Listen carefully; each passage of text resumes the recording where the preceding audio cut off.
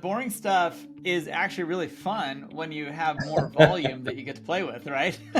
You have to love what you do. You have to have passion, because if you don't, you will get burned out, and you're going to get burned out either way. But like, you're going to be able to pick yourself up a little bit easier if you're enjoying what you're doing. Yeah. And so that's when we hire around that, we fire around that, we promote around that. Like, you have to love what you do.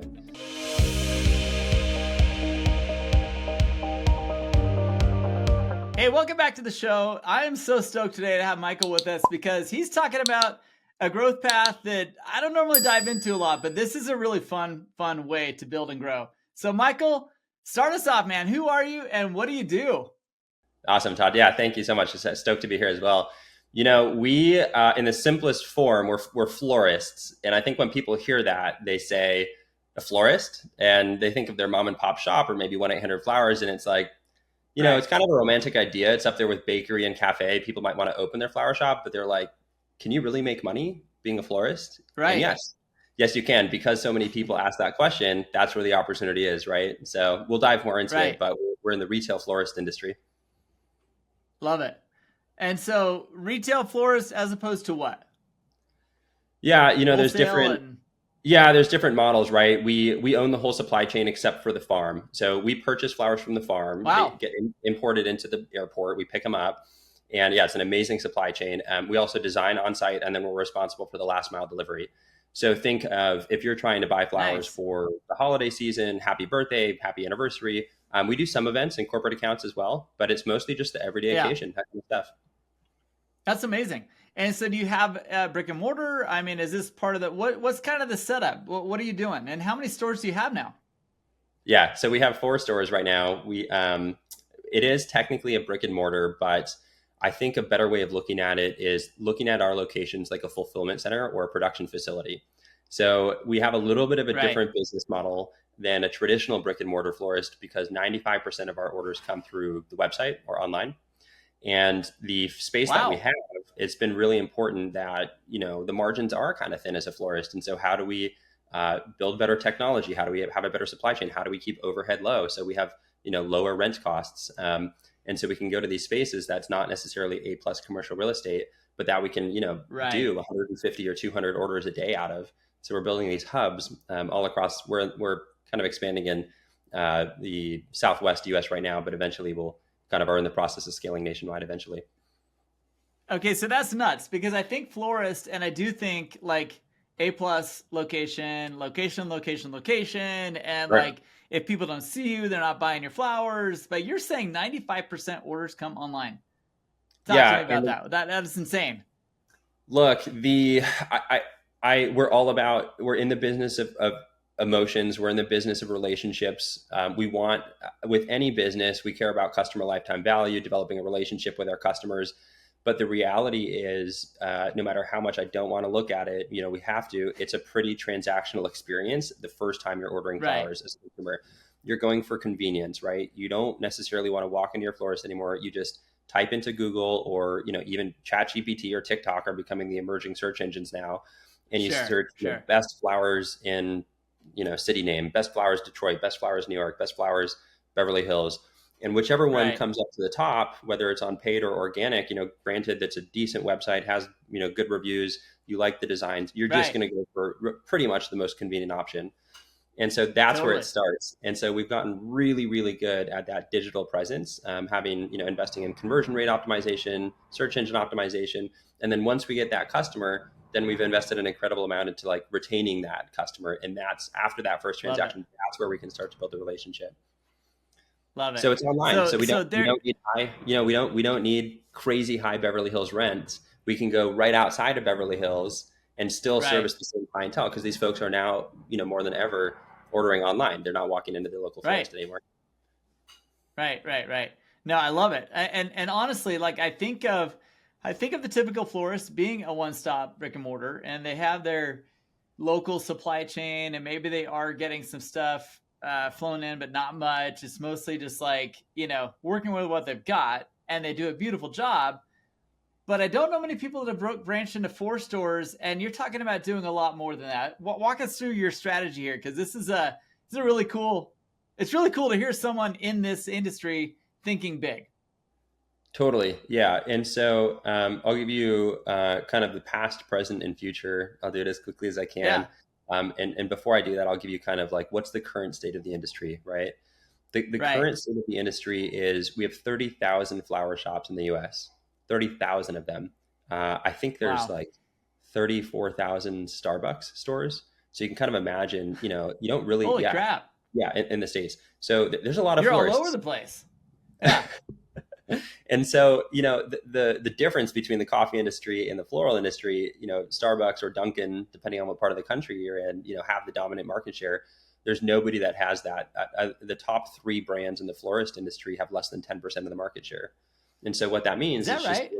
really, it's just a, wildly fragmented market. It's all mom and pop. And, when you think about Yeah. it, there's, you go into your local family owned florist. That's 99% of the time what it is. Right. And so, there's an opportunity to create this exceptional brand that is more nationwide recognized, similar to how, I know there's more innovations with third wave coffee, but right now still, Starbucks owns the word Sure. coffee. McDonald's owns the word French Right. fries. Nobody really owns the word flowers. You might think of 1-800-Flowers, but they're an online broker. They're not an actual Right. florist. They broker the deal and take massive commissions, and they just syndicate it to the local florist. So there's no real tangible Which is florist. which is the opposite effect. Yeah. They're hurting the industry more than they're helping in a lot of ways. They are, yeah, and it's one of the reasons why our industry has faced the stagnation that it has. It's a $19 billion industry, but you have a space where the dominant market Holy cow. players, yeah, have a strong grasp, and they don't want innovation to occur because they want to stay the middlemen. It's hard to say 19 billion and small in the same sentence, but when you look at institutional capital like hedge funds and private equity and venture capital, Right. they're really going after the $1 trillion opportunities. They don't care about a $19 Right. billion industry.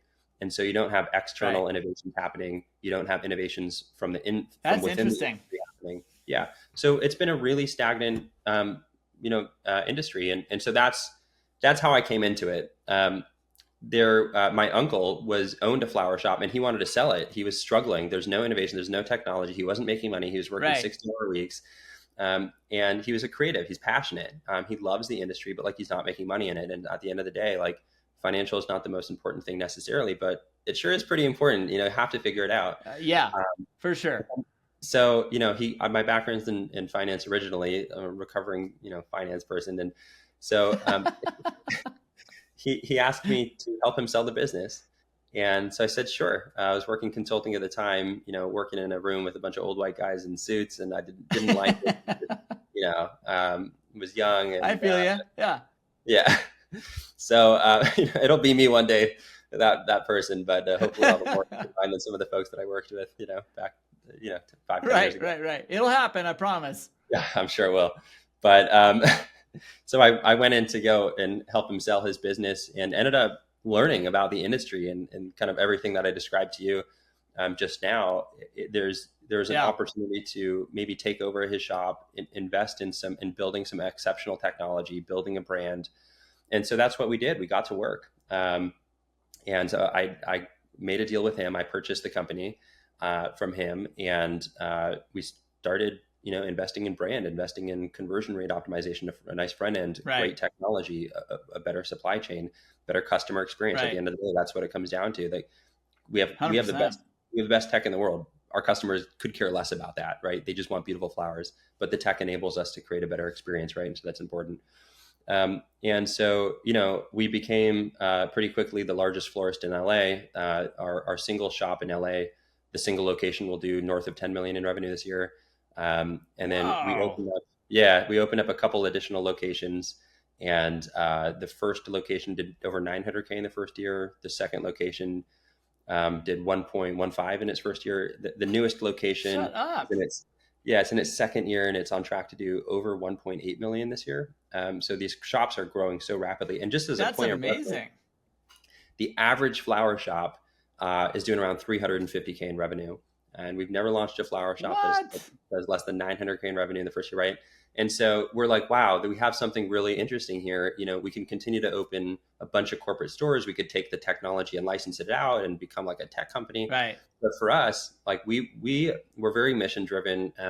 Obviously, there's financial motivation in the world. It's a part of we have to have our creative family and have freedoms, and financial is a part of that. Right. But there's a broader mission that's so much more that we're after, which is this industry has kind of been taken advantage of for a really long time. Yeah. And these mom and pop shops, it's amazing. Like we don't necessarily need to go and open a corporate location and crush the little guys.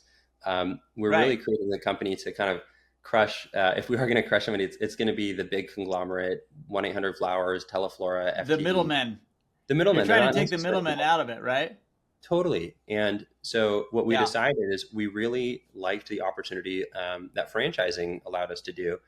And I used to have kind of a negative connotation with franchising. Actually, you can think of like Subway or 7-Eleven, and there's good systems out there and bad systems. So we really studied the franchise system, and we're like, how could we make one of the best franchise systems that exists today that's very florist first, franchise owner first. And us, we only eat if they eat, right? Like, let's set this up in a sustainable way. How do we create a company that's here 100 years from now? So that's the path moving forward. We're expanding our franchise in two different ways. The first way is we can partner with existing florists. And so the industry can stay mom and pop owned, but now they can operate under this cohesive brand with a much better technology stack, much higher average order value. I was going to say, I am so glad you're here. And I just wanted to take a few seconds to tell you about a program that we have assembled with a lot of our podcast guests and a lot of people who are listening to the show who are feeling the same way that they do. There's a recurring theme. You'll hear a lot of these founders talk about, I couldn't have done it without my team. I couldn't have done it without a support group of peers.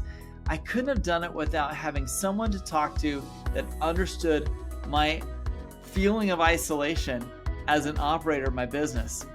You see, you're not alone. It is hard running a business, and it's even harder when you know you can't express all your deepest concerns and frustrations with your executive team. It makes them nervous. It gets them scared. You don't want scared people on your executive team. So where do you turn? The Captain's Council is where you turn.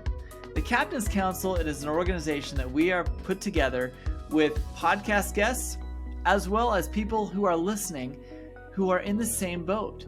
You see, peers are the only ones that can give you the type of empathy, the type of advice that only a founder or operator know and understand. Go check it out at captainscouncil.com. I know you're going to love what you see there. We have put together an organizational structure that has small group settings, a global community of founders and operators, as well as monthly and quarterly in-person events. You're going to love what you see there. I can't wait for you to check it out and enjoy the rest of this episode. Hey. Yep. Yeah, no, I was going to say, like, you don't want to replace the mom and pops, but you want to give them access to a system as opposed to piece of paper and napkins saying, oh, you got a funeral come. Oh, you got this, you got that. Like, you're talking about actually building, you've already built the resources that they need to take what they're doing at an average of $300K a year and turn it into $1 million plus a year. Is that what you're saying? Yeah, I mean, we say it when we're talking to a florist. We describe it as, we're really good at the boring stuff, and you're really good at the passion and the creativity. And when we combine our forces, we get a pretty profound result, right? Like, we can do the finance, we can do the operations, we can do the technology, we can do the supply chain, we can give you all of this stuff. But like, if you're really focused on doing the creative aspect of the job and making sure the customer experience is unparalleled compared to anything else out there, you will be the number one in your county or city, whatever you want to dominate. You can be that person. I feel I definitely feel like most florists that I've ever interacted with, they are, because I've got a son that just got married a couple years ago. I've got funerals and all the other normal stuff. But like those occasions where you work with a florist, generally speaking, they're great people. They have great creativity. They really empathize. They try to understand what the situation is so they know how to bring in the right product. And I feel like it's a good creative outlet for people who want to be creative, and it's a good business if you have the right systems, processes, and tools, right? I mean, and I Totally. think that most creatives who are tapping into this as a career path or as a something they do, they don't have access to resources like tech or ideas of how to build a better, have better supply chain and better suppliers and better farms they can buy from. Like, they don't even think about what's outside their valley, let alone what's outside the state or the country, right? So you're giving people an opportunity to take their creative side, plug into something that's awesome with supply and with systems, and really just focus on the things that they love doing, which is the creative and the people and the exchanging of heart and all that kind of stuff.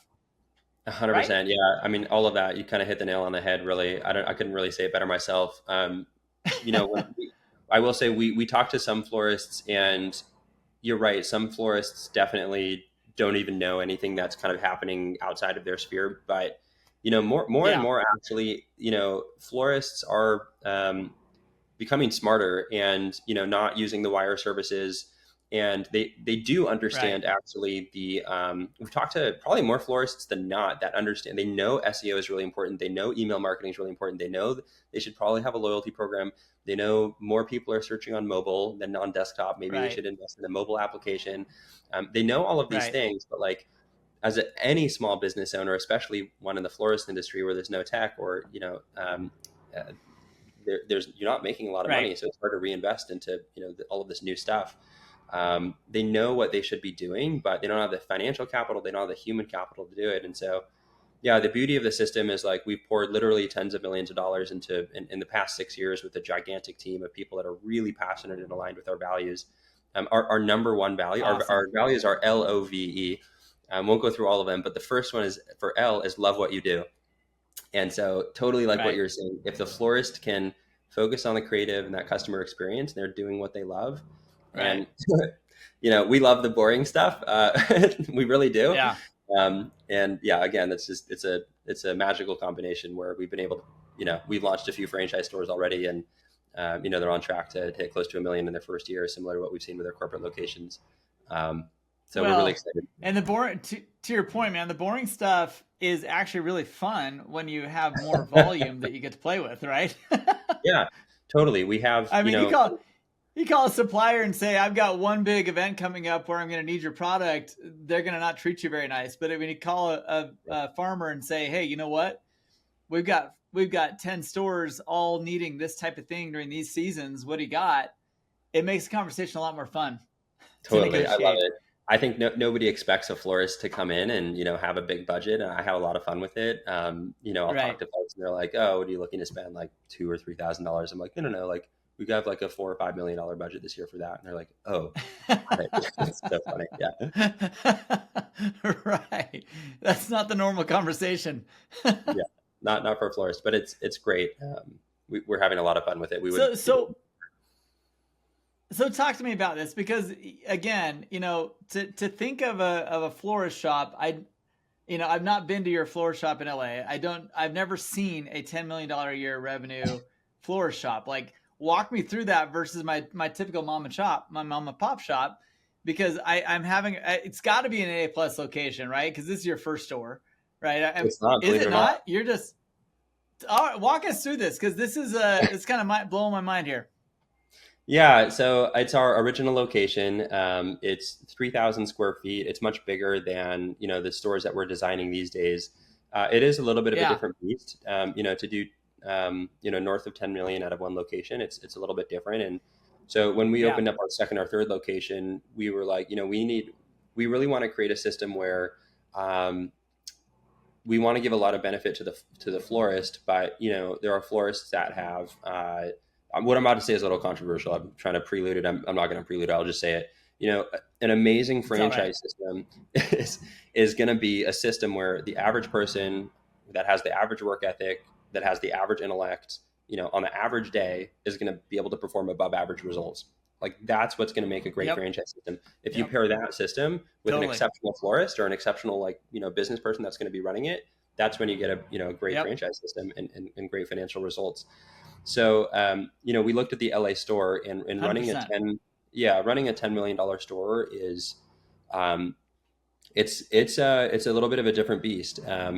And so when we opened up the other couple stores, we used a ton of data to say, okay, we want to open up stores that do between 2 to 3 million in revenue, because it's really easy to run that. The Right. org structure and the ability to Right. manage a store that's doing 2 to 3 million, night and day compared to our behemoth in LA. And so we're Yeah. able to reverse engineer these territories based on the data that we have, Yeah. demographics and psychographics and a whole bunch of interesting stuff.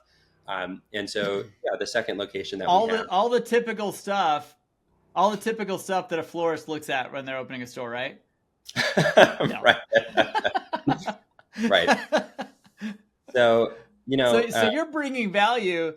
I mean, my guess is that with all the data you're collecting, with all the research you're doing, and as you consider new store locations, you are diving into those numbers. And I'm just speaking out loud, not knowing for sure, but the florists that I do know, I can assure you they are not doing that. They are just helping a friend with a wedding, and then it turns into, oh, somebody called them for a funeral, and then all of a sudden they're doing a graduation and they're building lays for the high school. And what I mean? It's like it 100%. evolves. It doesn't go.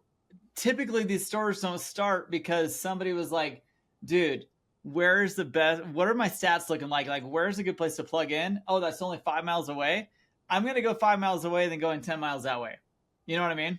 Totally. Yeah. But the reality is it's that person who happens to do their friend's wedding and then does the lay for the high school. Like, they care so much about what they do. It makes them feel good. Totally. They love playing with nature. And so those are the folks that we want to partner with. We could open up 400 corporate locations and it probably would be more financially beneficial for us. But like, there's a very intentional choice that we want to.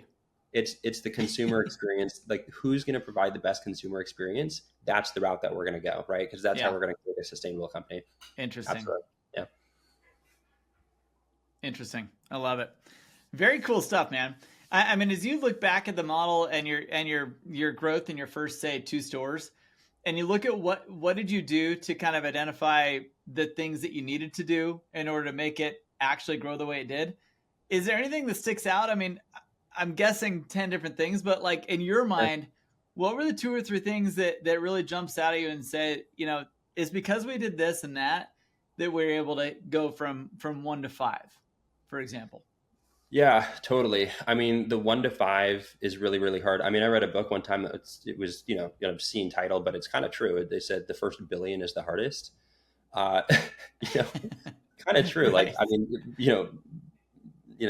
divide that by 100 and agreed. And the first million is the hardest. Right. And so there is a little bit of, you got to put in the work. You got to, I spent a lot of nights sleeping in the florist. Like, we come from a background where when I came into the business, it wasn't doing well. And we didn't know how to make payroll a few weeks. And I had to dip into my own, bank account to make sure that happened. So there is a little bit of that, but what we've done is you have to love what you do. You have to have passion, because if you don't, you will get burned out, and you're going to get burned out either way, but like, you're going to be able to pick yourself up a little bit easier if you're enjoying what you're doing. Yeah. And so that's, and we hire around that, we fire around that, we promote around that. Like, you have to love what you do. And so that's been an important one for us, and just adopting that into the DNA of our culture has been important, and all the folks that we bring onto our team. But as soon as we started to do a little bit better, we had a little bit more resources to hire more people. I always hired people that were way smarter than me. I think that sometimes people have a little bit of fear of, they want control, or, oh, this person's not going to do it the way that I've done it. But what we found is that person's probably not going to do it the way that you did it, but the result is either going to be the same, or it might be better, depending on if you can find somebody that's better than you. So, we relentlessly, I'm good at my area of expertise. I love the technology side. I love brand. But I'm not a supply chain guy. I'm not operations. So we brought, our COO in. We've recently brought a CFO in. Like, I maybe give myself, I love numbers and I love data, but there are people that are smarter than me in finance. And so, like, you bring those people in, and and that's been game changing for us. So, and it doesn't have to be paid positions too, like advisors. People just are willing to help if you go out and ask for it. And if you go to people that are smarter than you. It's awesome. don't know, they're so happy to help. So it's been a huge help for us. So I agree with that completely. And I think that that's another thing I'm guessing that you get with the franchise model is that, hey, I'm not just a florist operating in this town. I can be part of a network of florists who are all Yeah. operating in similar circumstances saying, hey guys, what are you doing about this? I got this thing going on. There's this town event coming up. How do you guys handle that? Like, there's legit questions that many people struggle to figure out only through experience. And sometimes that can kill your business, as opposed to saying, hey, network of other florists, what am I doing? What do you guys do here? 100%. Yeah, I couldn't agree with that more. So that's been huge for us, and we continue to lean in that super heavily. Yeah, I mean, to join a team of over 80 people, and you're the owner of your Right. business. You're in business for yourself. You're your own boss, but not in business by yourself. That's awesome. And again, there's good and there's bad I love franchise it. systems out there, but the really, really good ones out there, I think I follow love it. that or are more aligned with that model. So in closing, I would love to just hear from you. Like, if I'm a typical florist, or if I'm someone looking to quit my job and I've done these things on the side, I want to tap into my creative and I want to build something awesome. What are the three biggest things I would get from joining with you as opposed to going off and just trying to figure it out on my own? Yeah, totally. Gosh, there's so many ways that we could tackle that answer, but yeah, thank you for pointing that out. We recently launched the opportunity for somebody who, maybe has been working corporate for a long time and, doesn't have any floral experience. They can now join our Yeah. system as well, and they can open a French Florist. And we have this incredibly robust training program that we've developed. It's all included in the program. It doesn't cost anything, besides, the normal stuff Right. that even a conversion franchise would pay for. But it's called French Florist University. It's over 300 videos that trains you literally from soup to nuts on how to run a florist. Wow. We do in-person training. We help you open your store from site selection, lease negotiation, physical build out. We come to your site to help train you. We're there with you every step of the way. And then, the opportunity for somebody who wants to quit their job and start their own business, we have that opportunity. The three things that you get with us, my mind's more of a financial mind. If you asked our chief operations officer, if you ask our chief marketing officer, Right. you might get a different response. Mine would be, the number 3 goal is grow your revenue like crazy. Let's get you to be $1 million flower shop, and then let's continue to scale that up. The number 2 goal is the number 3 goal doesn't matter if that revenue isn't profitable. So let's maximize your profit as well. I want you to be able to, go and take that 10 a.m. yoga class, go to pick up your kids from school, and not have to worry about, am I going to get fired for, Totally. So that revenue has to be profitable, which allows you freedom, which leads into the number 1 goal, which is, what's the most finite resource any of us have? Our time. And Time. so to be in control of your fate and your destiny, and, have that flexibility and freedom to get your time back. If our franchise owners call us and say, Mike, I'm taking a 3-week vacation to France or to Japan, in a couple of months, like that's what fires me up the most. They could tell me they're making, $1 million a year in profit. And it's like, cool, man. Like, are you having fun? Are you enjoying life? Like, what else? And so it's really kind of that deeper stuff that is, what are you going to do with your time once you get it back? Like that's what you get with our franchise program. That's the goal. I love it.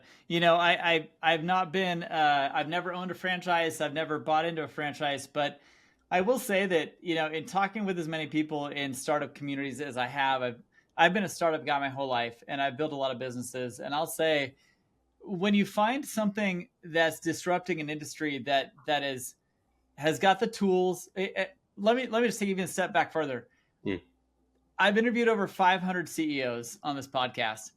And if I were to lump sum all three, the 3 biggest problems I hear about people's growth journey, it's always people, processes, and tools. And what I love about franchise models is that for those that struggle with tech or aren't accustomed to what's going to help them systematize and automate and do things that they would otherwise be doing by hand, the franchise model makes so much sense. And what you're talking about is you're giving an opportunity for someone to tap into a 300 video series training a supply chain that's already ready to go. Somebody else is thinking about my app and my ads and the ability for someone to order online on my phone. Like, this sounds kind of dummy proof. Like, if I've ever thought about opening a florist shop, I can't think of any reason why I wouldn't look into your opportunity before I try to go out and do my own thing. You know what I mean? Am I stupid for saying that? I mean, is this, you've got to be one of the few in the industry doing this, right? We are, yeah, we're the only ones doing it right now, but we're super welcoming. The florist industry needs more competition, more innovation, and that's what we're all about. You know, a rising tide lifts all boats, and yeah, we're the only ones doing it so far. But yeah, we're happy to pave the way. Yeah, dude, I love it. I love it. Fantastic. And for those of you listening who are struggling to get your own thing launched, I don't care what industry you're in. If you love a particular thing and you see an opportunity like this, I highly recommend just put a pause for an afternoon, hop on a call with someone like Michael here, and figure out, is this opportunity something that would work for you as you're in your first run of starting a business and building something? Because a lot of people do hit the walls. They hit the wall and they don't know where to go. They don't know how to get over it. And Michael, I love that you've already hit those walls and you've broken ceilings that I'm guessing of growth within a single florist doing 10 million a year in one location. Like, that's something really cool that people can build up to and say, I've done this. Let me show you how. And maybe instead of doing that, why don't you open another one over here or another one over there? And all of a sudden you're helping build a strategy for people to be multi-franchise owners and really grow within a network that's got the systems and processes and tools that they need. Yeah, that's exactly right. Yeah. And I don't know, like I said, there's so many people that have helped us in our journey so far, and that's, you know, not ending anytime soon. But if anybody wants to reach out, you know, Michael at FrenchFlorist.com, happy to jump on 15 minutes. Absolutely. Well, we're going to throw all the contact info below. And Michael, I appreciate you taking the time to be here with our audience. This is a fun group of people all trying to learn how to grow and scale. And I love the direction you've taken to go franchise with this. And congrats on the growth in the first couple stores anyway. But I love your idea of franchising this thing. I wish you the best. And for those looking, go check it out, man. I mean, every town needs a florist. So Michael, thanks for bringing this idea. Thanks for bringing the energy you have into the industry. And can't wait to hear what happens in the next couple of years. That's awesome, Todd. Yeah, that was a lot of fun. Hope to catch up with you very soon. Hey, thanks for watching that interview. I loved that business, and I love what he's doing with it. It reminds me. All right, start over. Hey, I hope you enjoyed that interview as much as I did. I love founders like that who are passionate about what they've done. They try to replicate it and it works. And then they actually start to dissect their business, start to understand, okay, here's the thing that did this, here's the thing that did that, and now we can help other people build the exact same business. I think founders like Michael are incredible. And if you need a network of people who are founders like you are, I promise you there are tons of places out there, but consider the Captain's Council. CaptainsCouncil.com shows you all the ways that you can engage with your own peer advisory board. And I think that's something that you should consider in trying to grow your business. It takes other people. It takes bouncing your ideas off someone outside of your business to really give you the honest opinions of, Todd, that's a really dumb idea. Or, hey, you know what? I did this and this is what happened to my business. Check it out. And those types of relationships are hard to nurture by yourself sometimes. So check out CaptainsCouncil.com and don't forget to take your Growth Readiness Assessment at growthreadiness.com. Why? It helps you understand that, hey, you're really great at some things and some things you're just been ignoring, quite frankly. A lot of business owners ignore problems they don't know how to solve. So check out the Growth Readiness Assessment at growthreadiness.com. We can't wait to work with you in some way or another and keep enjoying the show. Thanks for being part of the Growth and Scaling Podcast.